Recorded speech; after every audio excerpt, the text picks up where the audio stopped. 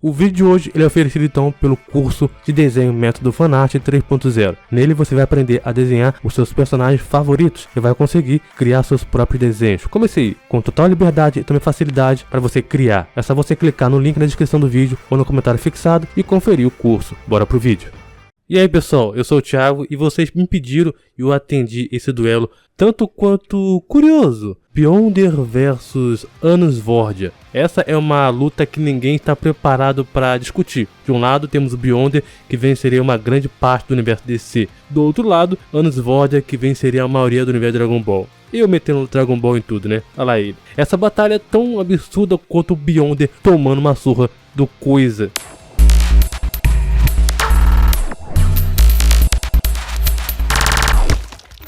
E só lembrando, se você quer que eu traga ou faça o seu duelo mortal ou a batalha mortal, só comentar qual seu duelo você quer que eu traga. Deixa aquele like maroto para você apoiar bastante o vídeo, o canal também. E se inscreve também, que ter você aqui no canal é uma enorme honra para mim. E também me motiva também a trazer mais conteúdo para vocês. Muito obrigado, valeu, vambora. Beyonder e a sua ficha técnica é o seguinte. Ele tem força de nível divino, velocidade de nível divino. Por ser de uma dimensão infinita, o conceito de velocidade é praticamente inexistente para o Beyonder. Imortalidade, não pode morrer por causas naturais, ele contém um fator de cura altíssimo e também pode renascer. Existência dimensional superior, manipulação de energia, sentidos aprimorados, teletransporte e viagem dimensional, incorporeidade. A verdadeira forma do Beyonder é de energia pura, projeção astral, mudança de forma e transformação, telecinese e telepatia, manipulação de alma, retrocognição. O Beyonder ele pode ver o passado de qualquer coisa, manipulação do tempo, consciência cósmica, manipulação do espaço e tempo,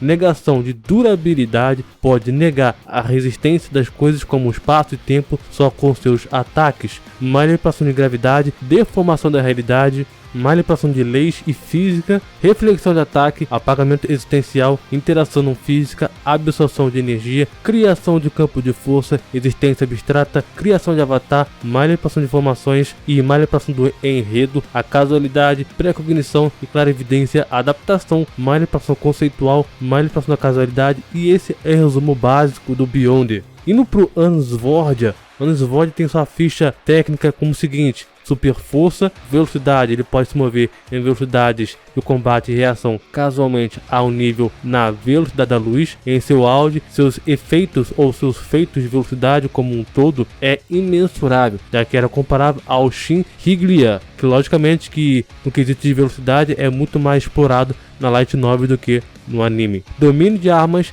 magia, imortalidade, não pode morrer por causas naturais. Ele contém um fator de cura gigantesco, pode se ressuscitar e também renascer, inclusive também renascer num corpo de uma outra pessoa. E o maior ponto de imortalidade é seu conceito. Enquanto o seu conceito origem estiver intacto, vivo, ele permanecerá vivo. Enquanto o mal existir no universo, Anusvordia permanecerá vivo. Existência abstrata, manipulação de maldição, lei, sonho, sono, percepção, criação de ilusão, dor, mente e medo, manipulação da vida e criação também, criação de campo de força, nulificação de poder, necromancia, teletransporte, telepatia e telecinese, manipulação de probabilidade, a casualidade, manipulação da morte, manipulação do tempo e espaço, negação de durabilidade, modificação de poder, invocação, interação não física, clarividência, apagamento existencial, manipulação conceitual, selamento, evolução reativa, análise de informação, corrupção e transmutação, absorção de poder. E com isso ele também tem seus olhos mágicos. Os olhos mágicos da destruição podem manipular a lei, anular poder, desconstruir,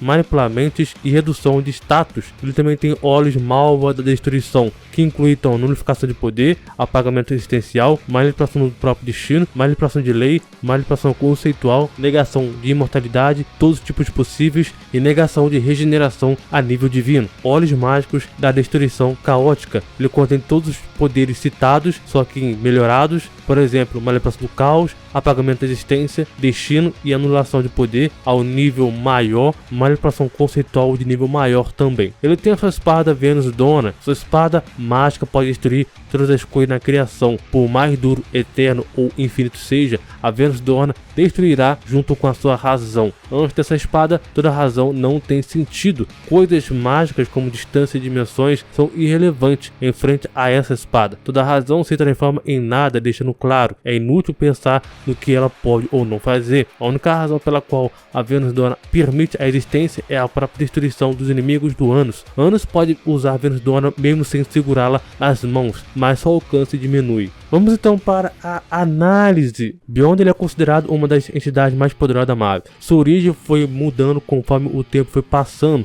As eras da Marvel foi modificando desde crises e eventos multiversais até eventos mais sérios, como a reestruturação completa do próprio cosmos. E isso afetou muito o Beyonder e quase todo o resto da estrutura Marvel, de uma forma que pode ser para o lado bom, mas também de outra que pode servir para o lado ruim, já que o Beyonder tinha aquele tom de misterioso, mistério, uma entidade que não sabíamos quem era ou que ele poderia fazer, o que ele queria também. De certa forma, na minha opinião, manter aquele mistério faz o personagem ter uma certa importância e também imponência no seu universo. Beyonder, ele é um ser extradimensional, ou seja, ele existe e vai muito além da dimensão convencional que o conhecemos. Beyonder, ele vive num reino onde ele é chamado então de Sala das Máquinas. Nesse lugar é onde tudo é remodelado no multiverso. É como se nessa Sala das Máquinas, ele e outros da sua espécie fossem os arquitetos para todo o multiverso, moldando todas as entidades e tudo mais. Isso fica claro, pois nem mesmo a multi-eternidade se equipara ao Beyonder. Mas uma coisa que todo mundo esquece é que o Beyonder pré-retcon, o famoso Beyonder Era de Ouro da Marvel, é o mesmo Beyonder atualmente que conhecemos. A diferença é que nos foi apresentado, é que o Beyonder daquela época era um Beyonder criança, tinha acabado de sair da fralda, ele mal conhecia seus poderes, onde tudo que ele fazia destruía os universos ou multiversos. Acontece que o Beyonder ele foi chamado por outros da sua espécie e ele meio que entendeu o seu propósito e evoluiu. É tipo quando você entende o sentido da vida, onde você tem um sonho e quer alcançar esse sonho de forma mais digna possível. Beyonder, com o entendimento dos seus poderes, ele agora não fazia mais cagadas que ele fazia antigamente. Durante então Defensores Beyonders, é revelado que o Beyonder foi criado por Celestiais e é um engenheiro da realidade que zela pelo multiverso Marvel. Após a Primeira Guerra Celestial e a guerra contra o Primeiro Firmamento, os Celestiais criaram o Conselho Ômega para evitar que tal guerra acontecesse novamente, e também para manter a manutenção de toda a criação. A Eternidade já foi então mencionada sendo o Omniverso, ou seja, dentro de um multiverso existe então um outro multiverso contido nele. Os Beyonders foram criados para eliminar os primeiros Celestiais, que são mais fortes que as versões atuais. Os primeiros Celestiais foram capazes de lutar com o Primeiro Firmamento. O Primeiro Firmamento foi a primeira interação do universo Marvel e é mais poderoso que a Eternidade do Oitavo Cosmo. E para ficar um pouco mais no contexto melhor, sabe quando eu falei que o Beyonder pré-retcon é uma das mudanças que a Marvel passou e fez, no começo lá da análise? Então, o Beyonder explicou que o seu próprio desenvolvimento foi interrompido pelo homem molecular e ele era basicamente como se fosse uma criança e ele tinha uma perspectiva limitada e lutou de todas as maneiras para poder compreender as pessoas no multiverso. E você pode chegar para mim e dizer que o Beyonder pré-retcon ele é mais poderoso e tudo bem, mas sabe que aquele mesmo Beyonder é o mesmo Beyonder de hoje em dia, E aquele Beyonder também ele era simplesmente um estágio, um poder de um Beyonder inicial que conhecemos hoje em dia, que é ultra mega explorado, bem mais estruturado, Acontece que o Omega Beyonder ficou mais desenvolvido, e mais poderoso do que era anteriormente. As etapas pelas quais passou iriam então amadurecer e consertar ele como se fosse uma máquina, embora ele admita que está sempre um pouco quebrado. Naquela época o Beyonder pré-retcon já tinha um poder incomparável, ele era completamente acima do homem molecular. Só para ter um exemplo, o mesmo homem molecular que conseguiu recuperar o dano multiversal que o Beyonder havia feito casualmente. Já o Omega Beyonder, ele pode facilmente existir no exterior do universo Marvel. Até mesmo Loki, Deus das Histórias, que em seu início lá da HQ Loki 2014, na guerra contra Asgard, admitiu que o poder dele era minúsculo em comparação ao do Beyonder. Loki, com seu poder, já era capaz de selar e conter histórias dos deuses, até mesmo também sair dos quadrinhos ele conseguiu fazer. E o nosso Beyonder Omega tinha o poder de remover outros Beyonders da continuidade Marvel como se não fosse nada. Esses Beyonders já estavam além das narrativas, o que foi mostrado mesmo quando os aspectos finitos dos Beyonders são impossíveis de serem capturados pelos ataques narrativos do deus das histórias Loki, quando eles optam por não serem presos, e eles estão acima de cada interação da eternidade, o que inclui então o quinto cosmo de pura energia, o quarto cosmo dos Ascépticos. Esses cosmos continham seres poderosos, como um Galactus arquétipo conhecido como o que deve ser. A cada passo que deu, tensou a realidade. Esse Galactus eventualmente iria se transformar em What It Can Be, ou seja, o que pode ser, onde ele inicia uma nova história, inicia o quinto cosmo. O que isso tem a ver com o Beyonder, Thiago? Tudo, jovens. O Omega Beyonder está além do terceiro cosmo, que continha os seres do Lifebringer One, que representa então a existência, e Anti-Hall, que representa então a não existência, e que seres que são primordiais do universo Marvel. Essa é uma batalha entre a existência e o nada, a Lifebringer One e a sentinela de todas as histórias. Conceitos como tempo começam a desaparecer e permanecer nesses cosmos por um curto período. Quando os defensores Beyonders viajaram para a Terra do não poderia ser, não deveria ser, Glório afirma que os poderes do Beyonder ele pôde reiniciar tudo continuamente até que todas as histórias dos defensores Beyonders e de outros estejam tão corretas. E quando os defensores Beyonder viajaram para a cara das ideias e o Beyonder foi capaz de literalmente reconfigurar e se tornar o Beyonder definitivo, o primeiro e único, que inclusive uma curiosidade também, que durante essa saga dos defensores, o Beyonder que vimos era simplesmente um aspecto finito dele mesmo, o que de certa forma me broxou bastante, porque depois, quando veio o Vingadores Beyonders, eles meio que acabaram com o Beyonder, né, com os conceitos e história também. Mas vale ressaltar também que o Beyonder ele foi suscetível a ser preso pelo próprio Loki em seu arco narrativo. O próprio Beyonder teve que esperar o Loki retornar do oitavo cosmo para escapar, o que nos coloca então, faz pensar, né, que dá para prender o Beyonder num canal narrativo facilmente. Os maquinários ou os outros Beyonders, né, eles veem o ciclo da morte e renascimento do cosmo como então um experimento. O Beyonder com certeza é uma das maiores entidades do universo Marvel, que ela tem poder completamente absurdo e a capacidade então de reestruturar o multiverso Marvel. Já o Ansvordia, ele é temido por todos os Lordes Demônios, por comandar o seu reino por muito tempo. Ele se cansa de todas as guerras e batalhas e decide então que a única maneira de alcançar a paz é construindo muros entre as quatro raças, esperando que eles esqueçam seu rancor depois de 1000 anos ou mais. Mas lógico que esse rancor não foi esquecido, onde tentaram trocar o posto do Lorde Demônio do Ansvordia para um outro ser e descobrir quem é Ivos de Liviar. Para resumir, ela é a lendária espada criada para destruir o rei demônio da tirania do Ansvordia. Disse que foi forjado por um mestre artesão habitado por um espírito e abençoado pelos deuses. Logo de cara eu digo para vocês que o Ansvordia ele tem o poder de destruir universos inteiros, mas vamos começar de baixo primeiro, tá? O Ansvordia normalmente ele inicia seus combates à distância, testando seus oponentes com feitiços e chamas ou outras formas geralmente destrutivas antes de enfrentá-los mais seriamente. Mas isso vai variar de oponente para oponente. Ele vai estar lutando. À medida que a luta ela avança, ele passará a ter opções cada vez mais versáteis para poder derrotar seus oponentes. No caso então de lutas extremamente importantes ou lutas de pessoas que estão próximas a ele. Ele normalmente saca a sua espada demoníaca para poder acabar com seu alvo e vai direto para ataques que tem como alvo a fonte ou a alma do oponente. O Ansvordia ele tem seus feitos básicos, tá, que demonstrou coisas bastante interessantes. Por exemplo, atravessar uma parede de pedra sem esforço, atravessar barreiras mágicas apenas quebrando elas, destruir uma grande quantidade de terreno indo até o castelo distante à sua frente, só dando então apenas um único passo. Jogou uma espada com força suficiente para perfurar o crânio do Ivis Necron, abrindo crateras em uma parede em seu castelo atrás do próprio demônio com impacto. Sem usar magia, ele bate em um cara apenas produzindo onda de choque com o seu coração batendo. Matou um cara com onda de choque produzida por seu estalo de dedos, explodindo repentinamente seu corpo em pedaços após ressuscitá-lo. E sem nenhum tipo de magia, levantou um castelo também inteiro com um braço e depois jogou ele no ar e pegou ele. Girou o mesmo castelo como se fosse uma bola em seu dedo. Em seguida, jogou ele com força suficiente para que ele atravessasse uma grande parte do solo. O Ansvordia também foi capaz de atingir o mesmo cara que sua própria espada foi tão rápida que parece que ele estava então acertando vários lugares ao mesmo tempo. essa luta com Liv acontece tão rápido que os espectadores não conseguem observar. Ele também contém magia de diversos tipos. Graças à magia, ele também contém uma taxa de crescimento acelerada, tendo um corpo adolescente e também jovem adulto. Tendo um corpo adolescente, jovem adulto ali e uma inteligência avançada depois de ter nascido apenas um mês antes. Ele se sacrificou para acabar com uma guerra entre vários reinos, espalhando sua energia mágica após sua morte. Sempre que ele morre, ele reencarna muitos anos depois, nascendo com todas as suas capacidades em um casal aparentemente aleatório. Esse feitiço criou barreiras tão poderosas que um dos seus subordinados levou mais de um século para acumular força mágica suficiente para passar por essas barreiras. A magia ela é capaz de interagir e afetar também a fonte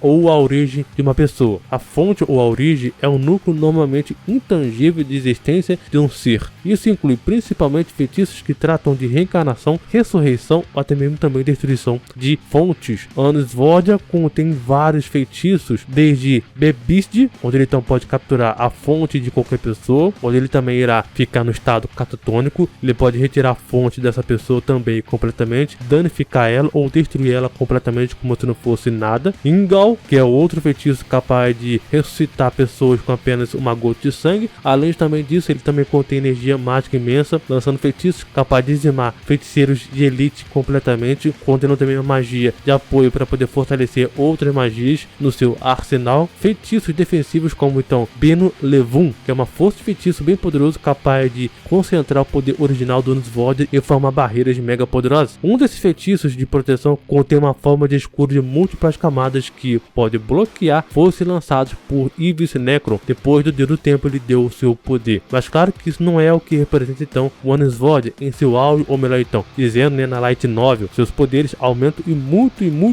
mas muito, cara, consideravelmente. De acordo com a Light Novel, Anisvordia ele é um demônio imortal que oferece um perigo a todo o multiverso ou universos, com velocidade imensuráveis, com sua regeneração perfeita e todo o poder de destruir a totalidade ou a realidade e também a existência à vontade. No contexto, o seu poder ele foi declarado então sendo infinito, entre aspas, sem limites previsíveis, onde ele constantemente tem que suprimi-lo para não destruir acidentalmente o mundo por sua mera presença. Anisvordia também conseguiu destruir o mundo ou então dimensão inteira, chamada então de Terra dos Vertígios, com 6 passos de Gilerian Navian. Foi afirmado que se o 7º passo fosse desencadeado, o universo teria sido destruído 1000 vezes e ainda assim haveria energia de sobra. Temos a sua inevitável espada destruidora de conceitos e que diz ser capaz de destruir tudo e qualquer coisa na criação. Bastaria um golpe dessa lâmina poderosa e ela poderia destruir até mesmo também o conceito da maioria dos seus oponentes. Abre aspas. Venus Dorna pode destruir todas as coisas da criação, não importa quão resistentes, eternas ou infinitas elas sejam, o que incluiria então o Mar de Prata e é composto por mais de 99 camadas, com cada camada contendo incontáveis infinitos universos de prata em forma de bolhas, e cada bolha contendo santuário que inclui um multiverso infinito, sendo este último apenas um microcosmo comparado à totalidade de uma bolha. Diante dessa espada destruidora de razão, toda razão se transforma em nada, portanto é inútil de pensar o que ela pode ou não fazer. Fecha aspas. Outro potencial do Anisvordia também é o óleo demoníaco de destruição caótica, que elevam seu nível a outro patamar, não importa o quão quebrado ou imortal seja o oponente. Os olhos demoníacos da destruição caótica são capazes de destruir a ordem, a razão e também os princípios. Abre aspas. Se houver uma contradição entre os olhos mágicos da destruição caótica e os princípios que devem ser destruídos, Anisvordia vencerá unilateralmente. Bebisd pode tocar e destruir diretamente a fonte ou conceito de um alvo. Pode destruir leis e conceitos em camadas mais profundas, o que tem um efeito incontavelmente maior do que a realidade do que leis e conceitos básicos. Fecha aspas. As famosas e poderosas chamas apocalípticas que podem queimar, destruir e também reduzir tudo a cinzas. Queima o que não deveria ser queimado, destrói o que não deveria ser destruído e reduz todo o universo a pó. Se as chamas apocalípticas não forem controladas, destruirão centenas e milhares de universos. Baseia-se no Deus da destruição e também no Deus da criação, juntamente com o próprio Anisvordia. Ele também tem o poder de destruir as suas mentes, onde ele pode criar ilusões poderosas que são indiscutíveis da realidade, onde a vítima morrerá dezenas de milhares de vezes, enquanto alguns segundos se passam na vida real. Hannes Void se mostrou ser tão rápido que conseguiu se esquivar da lança Aegis, um ataque que ignora o conceito de tempo e atinge o inimigo antes mesmo de ser formado. Este ataque também pode atingir você no futuro ou no passado, e é por isso que a velocidade do combate e também reflexo do Hannes Void são imensuráveis, já que Aegis Spears é um ataque instantâneo em todos os níveis inimagináveis.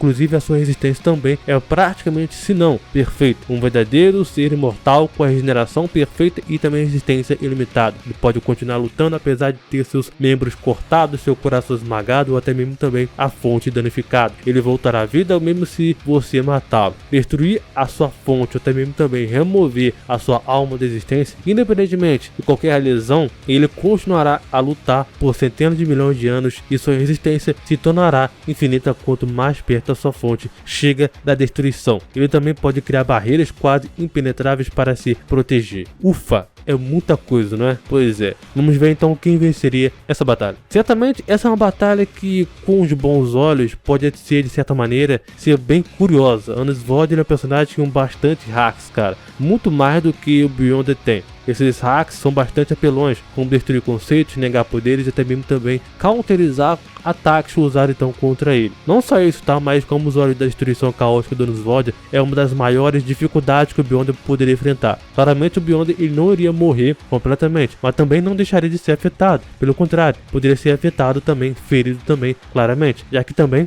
esses mesmos olhos da destruição podem também dificultar o fator regenerativo e também de imortalidade do próprio Beyonder. E entrando então nesse quesito, eu falo também na espada Venus Dawn, a espada que destrói tudo na criação. Conceito, destino, dimensões, enfim, tudo. A espada ela não precisa encostar na pessoa ou ser, né, para ser ativado. Ela terá efeito automaticamente, né? Acontece que esse provavelmente vai ser um dos maiores argumentos para poder dar a vitória ao Hannes Void. Acontece que o Beyonder foi a maior fonte de energia conhecida no universo Marvel. A fonte de energia também estava além de qualquer coisa que alguém já tenha enfrentado. Acontece que energia, no modo geral, é uma forma então de conceito, principalmente de conceitos essenciais da própria física. O que isso que tem a ver então, Thiago? Tudo, jovens. A Venus Dawn sim cortaria, vai cortar e vai destruir o conceito do Beyonder. Algumas pessoas vão argumentar que a energia do Beyonder é algo inimaginável, algo além do multiversal, né? Sim, até pode ser. O problema é que a própria descrição da espada Venus Dawn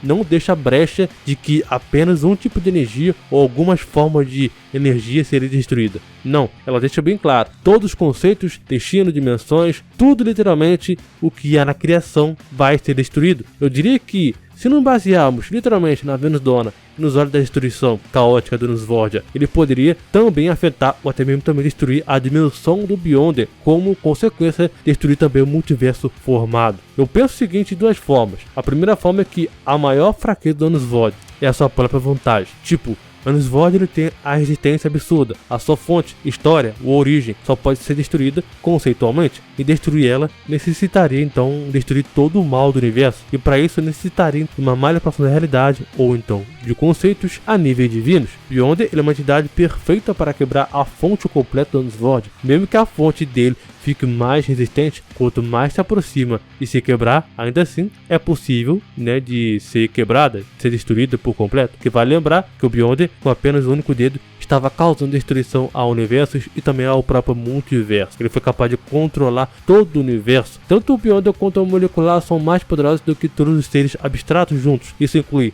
Eternidade, Mephisto, Tribunal Vivo, Morte, Intermediário e muitos outros. Essas mesmas entidades podem facilmente afetar ou destruir o multiverso Marvel em si. Ele também foi capaz de matar a Senhora Morte e trazer ela então de volta à vida. Acontece que a potência de um ataque do Beyonder é algo colossal, que no mínimo, tá? No mínimo, afetaria todo o multiverso. Mesmo os melhores e também maiores barreiras do Hannes Void fosse colocada para poder deter o Beyonder, seria algo no mínimo complicado. O único ser que teve a capacidade de causar algo ao Beyonder foi o homem molecular, mas ainda assim o Beyonder destruiu a cúpula feita pelo próprio molecular para poder suportar a destruição multiversal do Beyonder. Nem isso foi capaz de suportar. A outra forma é justamente a manipulação da realidade, do Beyonder poder então desfazer qualquer coisa que o Hannes Void pudesse fazer. mesmo os feitiços mais poderosos da Sword fossem tão lançados contra o Beyonder, ele tem resistência suficiente para poder sobreviver a uma explosão do homem molecular que poderia destruir vários bilhões de dimensões, e esse nem era então seu potencial completo, e ele próprio já foi considerado então sendo onipotente, entre aspas, tá? E sendo então um dos seres mais poderosos da Marvel. Há uma diferença brutal das duas obras, seja na Marvel ou então seja então na própria obra The Mystific Demon King Academy. A Marvel, cosmologicamente, é maior e também oferece uma vasta e também ampla capacidade de destruição e também importância para cada coisa que o Beyonder faz. O Sword sim poderia ter a capacidade de enfrentar um dos avatares do Beyonder ou então o próprio Beyonders em si, no modo geral, né, os Beyonders, mas ainda assim seria complicado, pois os mesmos Beyonders, no modo geral, tá, já derrotaram o Tribunal Vivo, que consiste em ser o juiz do multiverso. Na minha opinião, quem venceria essa batalha, mas não com muita facilidade, seria sim o Beyonder. Diga quem vocês querem ver na próxima Batalha Mortal e comenta se vocês concordam com esse resultado. Deixa o like para você ajudar bastante o nosso trabalho. Fique à vontade para se inscrever também no nosso canal. Muito obrigado, valeu, falou e até mais.